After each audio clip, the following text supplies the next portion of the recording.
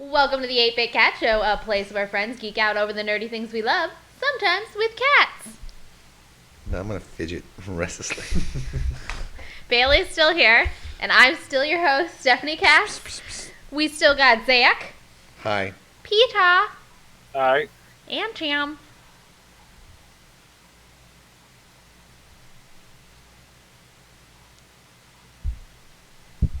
Hi-oh. There we go. All right, got it now. Got it. It's good. You're so dumb. Tom likes to play games, but that's okay, because we're in Gamer's Corner now. Good segue. Thanks. Thanks. That was almost good. Thanks. I try.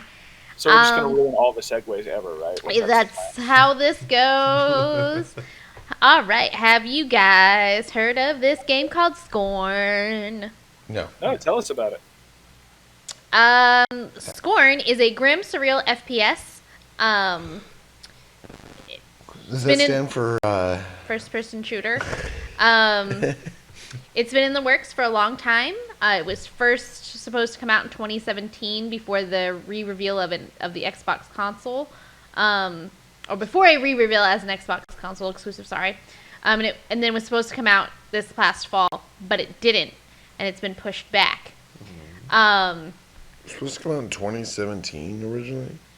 The creative director, I'm not even going to attempt to say his name, he had to send out an apology because he said some stuff that really pissed people off, which I'm now going to relay to you. Come on, load. I need you to load. Like the apology or the thing that pissed people off? The thing that pissed people off. He apologized after this happened, but basically he comes out and he's like, hey, here's the little update. In this update, we will highlight the most common issues people have regarding this project and the reasoning behind some of our decisions. We have addressed some of these issues before, but we will repeat them once more. Because if you want to create something ambitious and consciously, or not so much, bite on something that you can barely chew, scope and production-wise, especially the first time around, you have to set up priorities and keep less important things to a minimum. What we were doing since the latest trailer was released in October last year. There is no big revelation here. We were just developing a game, and that is nothing more to it than that. A year is not such a big period when it comes to game development. Some people really, really dislike us staying silent for such long periods. It's that way by design for a few reasons. The only thing that will get the game out of the door faster is concentrating on the effort on development. That is our main priority. Okay. Okay, that's fine. I'm okay with that. There is a reason why big companies show CG trailers done by some other studio. They don't want to interrupt the development team in the middle of production. CD Projekt Red had great PR for Cyberpunk 2077, but that didn't help when the final game came out. Cyberpunk 2077 should have been delayed for a year, but the hype and the pressure from shareholders were more important. Maybe if they didn't push their developers to create marketing content, they could have put more time into fixing the game. So he's just throwing other people under the bus for his own issues. Okay. No amount of updates are going to make the game better or make it come out sooner. Quite the opposite. It's just more tasks on the already enormous list of tasks to finish. It's time-consuming to make your game look presentable to the public. That is done at the very end of the development process. Okay. Just kind of felt like this was digging into some of your points, like why you're going to show a trailer when you don't actually have anything to say. Mm-hmm. So the problem of hype.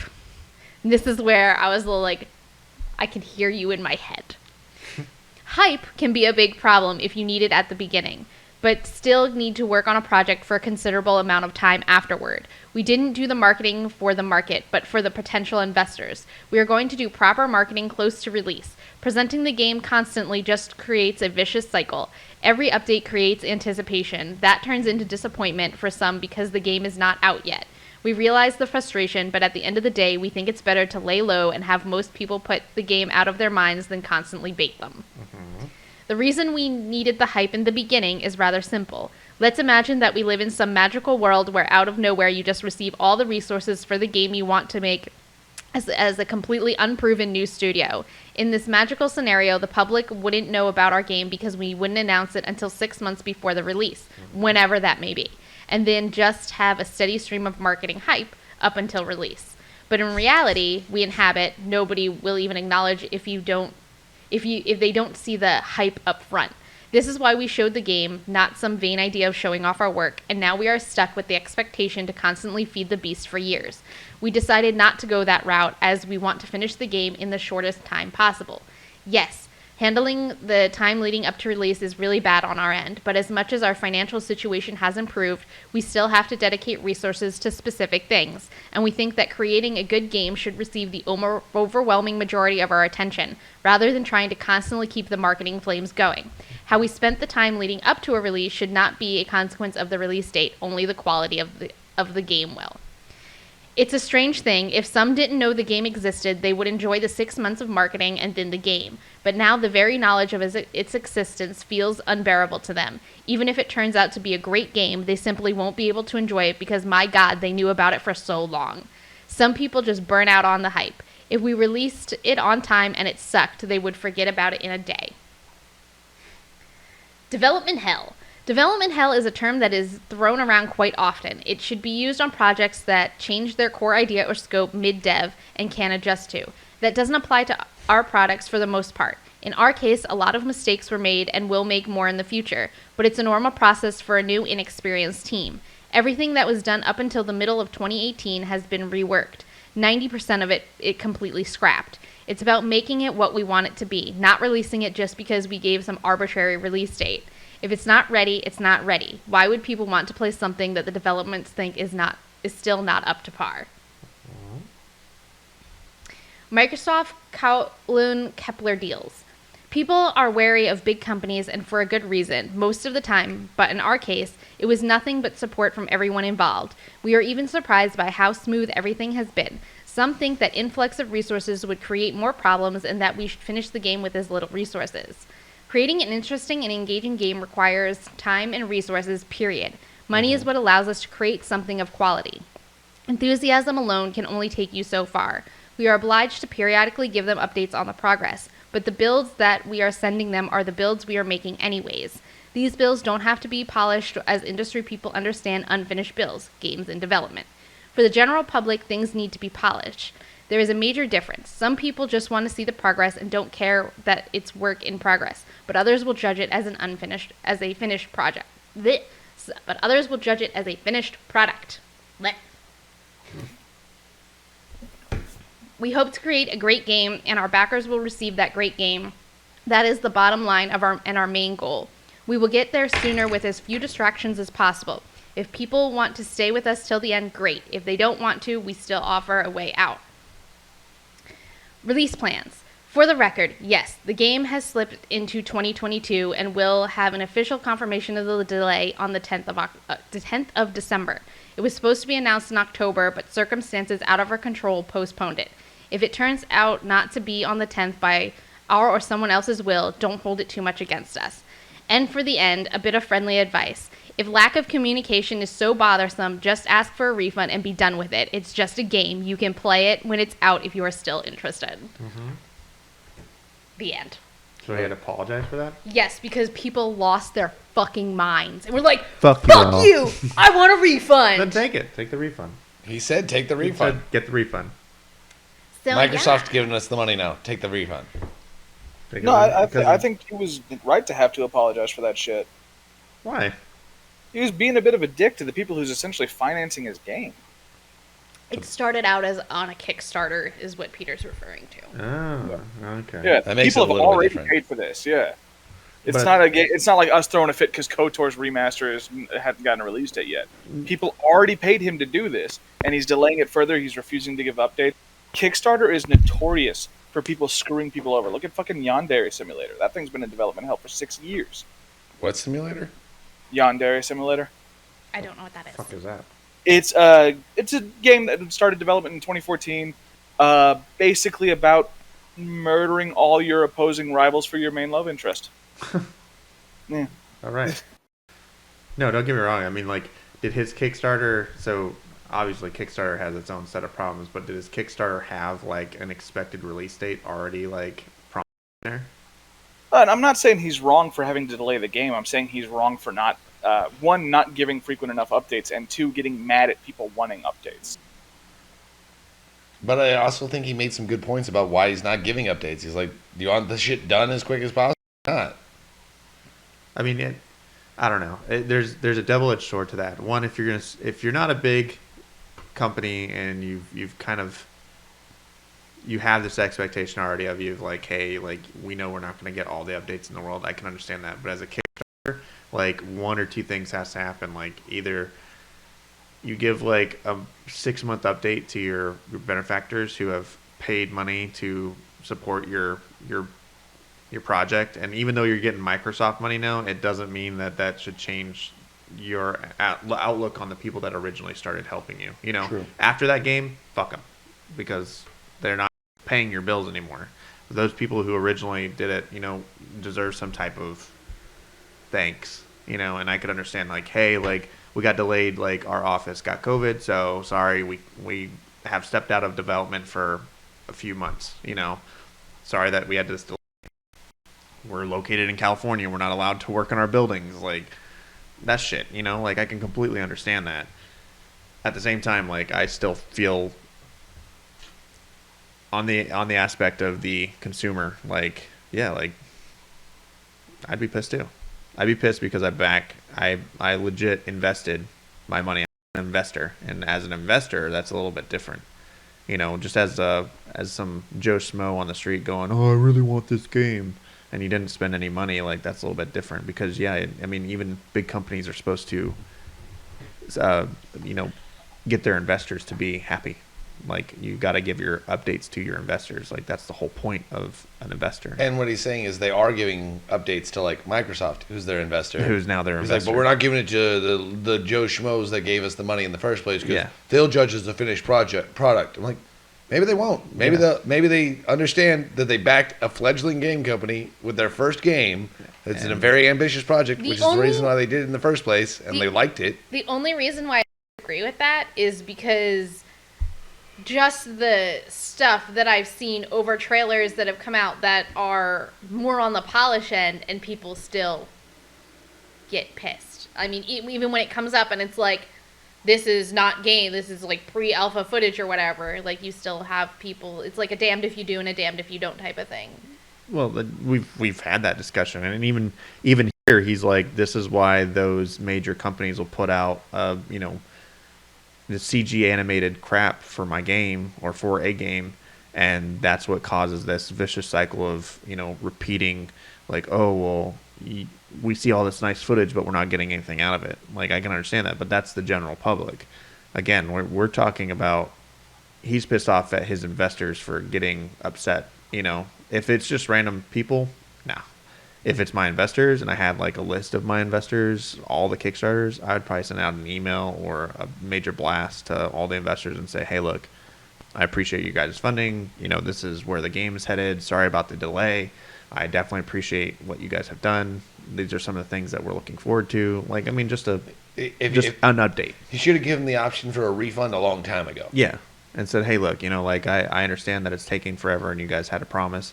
If you guys want the refund, it's available for you, but we definitely appreciate, If you stick with us, Yeah. we promise you when it comes out, you'll like it. That's why it's taking so long, is because Yeah. we don't want to send out something that you're not going to like. You're not gonna we like. don't want to have a cyberpunk issue on our hands. You paid good money. I don't want you to regret paying good money. So, I mean, I agree with him. I don't think he should have apologized, but at the same time, I think it was more meant so for the general public, not just his investors. But if his investors were strictly pissed off because they're not getting updates, then I think that's like that's the biggest they're thing. big investors like Microsoft. Like he's been, like he said, like he sent them like, oh, here's a build, and they understand that, oh, this isn't a finished build. Okay, cool, we can kind of see where Right. this is going. But I think the point he was trying to make is that the reason he wasn't putting that out on Kickstarter or to the general public is because as a general consumer, like You're not gonna really I don't care. know what I'm looking at. Right. And I agree with him. Again, I'm not saying you have to send out a build to your fan base. You don't have to send out a build to somebody who just has a freaking standard computer that they're going to play the game on. Like, why would you? It's more so for like the development company to say, hey, Mr. Investor, this is what we're looking at. This is how close we're getting to a polished product. but we're slowly moving on it and testing and beta testing and alpha testing. He should have been given this. If he had given this update like a while ago, people would have been a lot less pissed than if he goes, "Hey, I know you've been waiting for this game for 5 fucking years now, and now we're going to delay it again." And this announcement is about us also delaying it again, but it's also not the official announcement of the delaying, even though that was supposed to come out in October and we didn't talk about it then. And you're like, well, why didn't you talk about it then? Yeah, I mean, again, there's a lot of miscommunication for the initial Kickstarter investors, but obviously he's like, fuck all y'all, you know, and I can understand why you'd be pissed. You're an investor, you invested money, and that's where it came down to. As for like Cyberpunk and shit, like if we talked about Cyberpunk, but when you keep saying investor, like I get that people on Kickstarter put money down on this, but I think he was just getting upset because he's like, you're not a true investor. Not that you're not important to me, but you're not Microsoft. Like, you're a person. You were a one-time influx of money at the beginning when we did have the hype. Yeah. You're not somebody that's giving us constant support and resources. Like for me, it kind of, the way it read to me was, it's like, you got the people that backed him on Kickstarter. It's no different than walking into a Best Buy or a GameStop or wherever and being like, here's my $5 to pre-order this game. I mean, so, I remember when like Dying Light 2 was like, oh yeah, we're gonna put this out, and it went up for pre-order, and it stayed with no release date for I think like 2 years before we actually got enough information where they were like, oh, okay, yeah, here's actually a thing that's coming out. Peter, I heard you speak up. I've bought some stuff on Kickstarter before, so I will say it is pretty critical that you receive updates from the person who you bought this from. You need to get this information, because it's not just, oh, I invested, you owe me. Right. It's, oh, are you trying to screw me out of money? Are you planning to just take the cash and not give me the product I purchased? And from the looks of it, when I was going through it, it looks like that update where he decided to be kind of shitty to all these people for wanting updates was the first one they'd received in over a year. Yeah. So I can see them being a little like, what the fuck's going on, man? I understand you're stressed, you're trying to work on the game, we wanted to get it out on time, and you realize you're not going to be able to.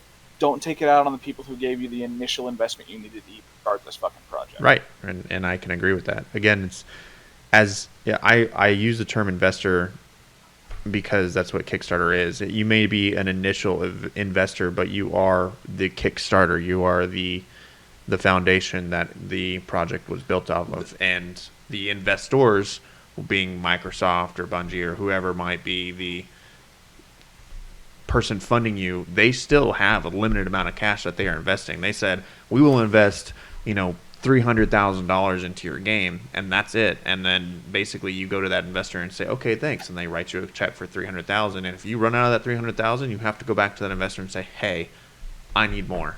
And either they're going to say go or no. And the same thing with your Kickstarter base. I mean, they're the people where you were like, I need this amount of money to get my project started and moving. And all those people were like, here's that money. Yeah, the only reason they've ever got to talk to Microsoft is because of those people. Because of those people. So I completely agree that those people have some attachment to that game. If it had been a year since you had any sort of update whatsoever, and your update on it comes out as kind of passive aggressive, shut the fuck up and just let us do what we're doing. Yeah. I'm a little now I'm a little upset with him too. I would ask for an apology too if I had given to his credit. But I also think that he did do he made a lot of good points in there. Yes. He's not wrong, but that's a lot of those points make a lot more sense in a situation where it's coming from a real an established development studio that's been putting something out I'm with you. I'm like, you got to be. Those people gave you money. You gotta give them updates. I'd probably preface it with like, what I'm about to say does not relate to any of the current investors who have invested in me or any of the Kickstarters who have donated money to this game. This has nothing to do with you. This has everything to do with the general public thinking that they have some type of say and right over how this game will be developed and how quickly it should be. As for my investors, the people who Kickstarted me and stuff, I'm sorry that my updates have been for long. We've been very focused. Here are the reasons why, blah, blah, blah, blah, blah, and said those same things. and it probably would have come off a little bit less dickish, you know. But I can understand. Like, again, I've said the same stuff he said, and I completely agree with him. But I also understand that if you have investors, Kickstarters, or whatever it is, like, Microsoft does not want a yearly update. They want monthly updates or probably weekly updates on what you have been doing and why you've been doing it and where their money is going. Because if their money isn't going somewhere, then they're going to be pissed. And they won't invest in you again. And then you're fucked. He's so confused. I understand. Speaking of delays, yeah, that was a good delay. Tom Howard is pushing Starfield over Elder Scrolls, so we're probably never getting an Elder Scrolls 6. I mean, I'm not. It's going to be an Xbox exclusive, so... Yeah, they did just announce that it's going to be an Xbox exclusive. Xbox and PC. Though it was kind of funny, because if memory serves, when Microsoft first said they bought Bethesda was like, we're not going to make any games exclusive. It's not going to happen.